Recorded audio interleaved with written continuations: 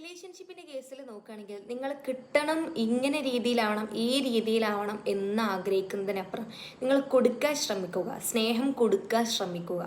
അങ്ങനെ നിങ്ങൾക്ക് സ്നേഹം കൊടുക്കാൻ പറ്റിക്കഴിഞ്ഞാൽ ആ റിലേഷൻഷിപ്പും രണ്ടുപേരും ആ രീതിയിൽ ചിന്തിക്കാൻ കഴിഞ്ഞാൽ, അതായത് നമ്മൾ അപ്പോൾ പല ആളുകളും പരാതി പറയും, ഞാൻ പല രീതിയിലും ഡിസേർവ്ഡ് ആണ്, ഞാൻ പല രീതിയിലും എനിക്ക് ചെയ്യാൻ പറ്റുന്നതിനപ്പുറം ഞാൻ ചെയ്യുന്നുണ്ട്, എൻ്റെ റിലേഷൻഷിപ്പിൽ കോൺട്രിബ്യൂട്ട് ചെയ്യുന്നുണ്ട്, പക്ഷെ എനിക്ക് തിരിച്ചൊന്നും അങ്ങനെ നിങ്ങളൊരു എക്സ്പെക്റ്റേഷനിലൂടെയാണ് നിങ്ങൾ കൊടുക്കുന്നത്, സ്നേഹം കൊടുക്കുന്നതെങ്കിൽ ആ എക്സ്പെക്റ്റേഷൻ ഫുൾഫിൽ ചെയ്യാൻ ഒരാൾക്കും സാധിക്കില്ല എന്നുള്ളതാണ്.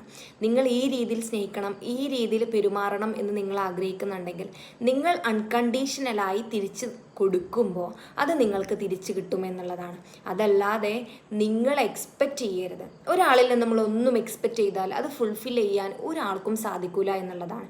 സ്നേഹം, സന്തോഷം, പരിഗണനയും ഇതെല്ലാം ആദ്യം നമ്മൾക്ക് കൊടുക്കുമ്പോൾ മാത്രമാണ് ചുറ്റുള്ള ആളുകളും നമ്മൾക്ക് തരുള്ളൂ. കാരണം ഈ സെൽഫ് വർത്ത്, സെൽഫ് വാല്യൂ ഇതൊക്കെ ആദ്യം കൊടുക്കേണ്ടത് നമ്മൾക്ക് തന്നെയാണ്. ഇതില്ലാതെ നമ്മൾ ചുറ്റുള്ള ആളുകൾക്ക് വേണ്ടിയിട്ട് ഇങ്ങനെ വാല്യൂ കൊടുത്തിട്ടും സ്നേഹം കൊടുത്തിട്ടും കൊണ്ടിരിക്കുകയാണ് എന്നുണ്ടെങ്കിൽ ഒരിക്കലും ഒരാളായിരുന്നു നമ്മൾ എക്സ്പെക്റ്റ് ചെയ്ത രീതിയിൽ നമുക്ക് കിട്ടൂല എന്നുള്ളതാണ്.